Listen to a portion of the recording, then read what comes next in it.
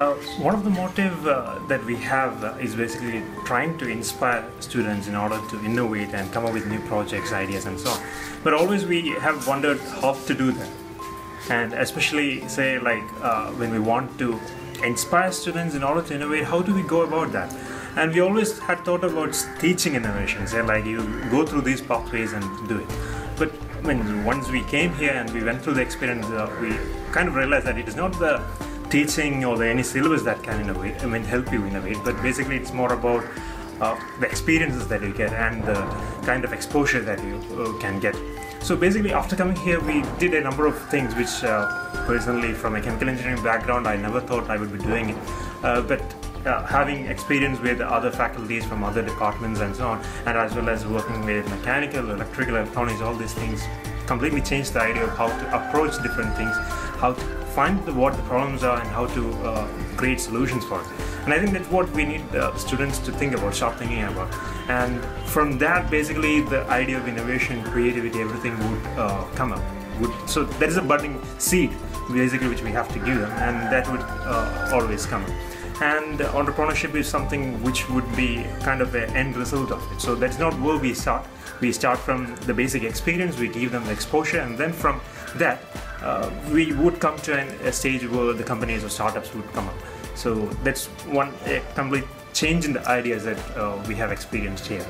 And that is the experience that I would like to provide to the students in our college as well as say like any other students that I come across. What basically we used to do is in the colleges, like our students used to sit in a room and we will tell them to think about a problem, and they will start thinking, and in the room itself they are trying to find the problem and then they are trying to implement it. But once they are implementing it, the prototype is made, full stop, nothing is happening more than that. But here the things are totally different. So once we went to field, we are trying to sort out the real-time problem. Like for example, we went to fisherman village. There we are trying to find out what is the culture, what sort of problems they are facing.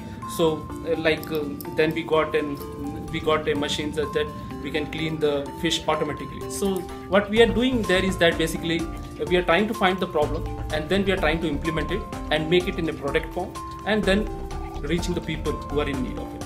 So I was really interested in entrepreneurship actually when even I tried to become an entrepreneur several times, but I didn't know exactly what are the procedures for that and how you should approach that and all those things. And even I tried to impart an entrepreneurship culture which Katie was telling all the time to the students.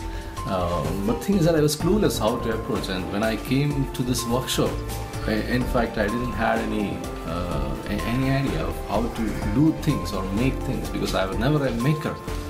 But once I reached here and just went along with Rajesh, it was really a great experience that I felt like I'm dreaming from the start, just like I was a kid. I was imagining, I was trying to bring out new things. And in fact it became very simple for me to just use some electronic equipments like Arduino and all those things, because I was a mechanical guy. I thought I couldn't do anything related to electrical or electronics or anything like that, and it was put in very simple times. And the mentorship of Dr. Rajesh was really good, that we were able to make several things, and the culture of maker in fact came to us. That was a big thing which I could take from the workshop. The main highlight that I have found is that think free and make free. I usually keep in mind, I'm from the mechanical side, so basically I do some kind of coding and all things, but still to attempt to make something which is not in my particular field, I never used to think about that. But once you think free and you feel that you can make something that is not relevant to your field, once you finish something on your own, that is going to give you such a big satisfaction. I don't think anything else can give this.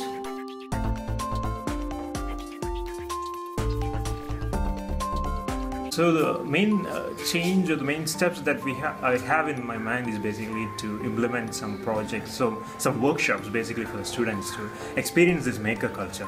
So let them come and work on very silly or simple projects. So let us give them some venue in order to try out whatever they want to, like irrespective of which department they come from or what their specialization is. Beyond that, bringing them together, let them experience this maker experience, and then from that they would means come up with ideas which might be related to their field of expertise or maybe completely different, but that would be socially useful and kind of that could be applicable in a broader scenario, and that might eventually come up with a business plan and entrepreneurship and so on. So we plan to make a space in our Fab Lab, associated to our Fab Lab. We have already allocated the space for Fab Lab, and in fact what we want to do is actually just to impart the same kind of the culture development program which we had, the Maker Culture Development Program which we had in this 7 days of training. This will impart the same thing to the students, and what I feel is definitely the attitude of the students as well as the teachers is going to change once we start the making culture in our college.